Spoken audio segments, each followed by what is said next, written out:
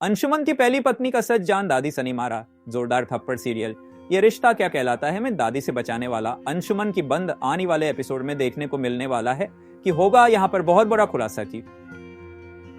अंशुमन की शादी तो पहले ही हो चुकी है और वह लड़की कोई और नहीं, वह है गीतांजलि। और उसके सामने होने के बावजूद भी अंशुमन नेट से मत नहीं हुआ और न ही कुछ ऐसा कहा कि उसकी पत्नी है और उसकी शादी पहले भी हो चुकी है। लेकिन यहाँ पर खुलेगा बहुत बड़ा राज बारिश की रात में, जब अंशुमान ने कपड़े बदले थे तो उसकी वॉलेट में दादीसा को मिली थी गीतांजलि की और उसे अंशुमन की शादी की फोटो जो उड़ान देती है दादीसा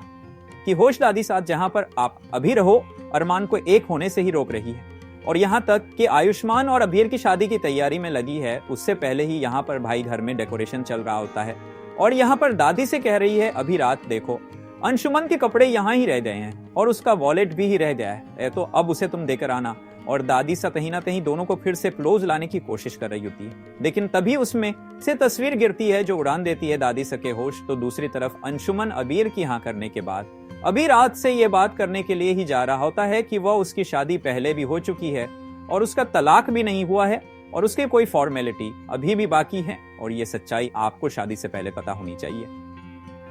हमारी सगाई से पहले लेकिन दादीसा के हाथ तो पहले ही फोटो लग जाती है और इस वक्त अंशुमन की एंट्री होती है और वह कहता है कि मुझे आपसे कुछ बात करनी है दादी से। और आप सबसे इसकी बात दादी से कहती है कि अब बात करने को बचा ही क्या है। वह सीधा उसे जोरदार थप्पड़ मारती है और कहती कि क्या यही सच बताने आए थे, तो इतनी कि क्या यही सच बताने आए थे, तो इतने साल से हमारी मदद क्यों कर रहे थे, क्यों आखिर हमारी बेटी की जिंदगी में आ रहे थे और कह रहे थे तुम मुझसे प्यार करते हो, सारे लड़की एक जैसे होते, तुम तो अरमान से भी घटिया निकले, उसने काम से कम जो था सामने तो था, लेकिन तुम तो हमें इतने दिनों से धोखा दे रहे हो, आपको ही बात नहीं होगी। हमारी अभी राशि और अब मीरा के साथ तुम सपने देखना भूल जाओ। हमारी गलती थी कि हमने बार बार इस लड़की को तुम्हारे साथ जिंदगी बिताने के लिए मनाया, यहाँ तक कि अरमान को भी इतना कुछ सुनाया और उसका हाथ पकड़कर घर से धक्के देकर बाहर निकाल देती और दरवाजा उसके मुंह पर बंद कर देती और कहती कि हम तुम्हारे शक्ल भी नहीं देखना चाहते हैं, भूल जाओ कि हमारा तुमसे कोई रिश्ता था। लेकिन अंशुमन बार बार दादी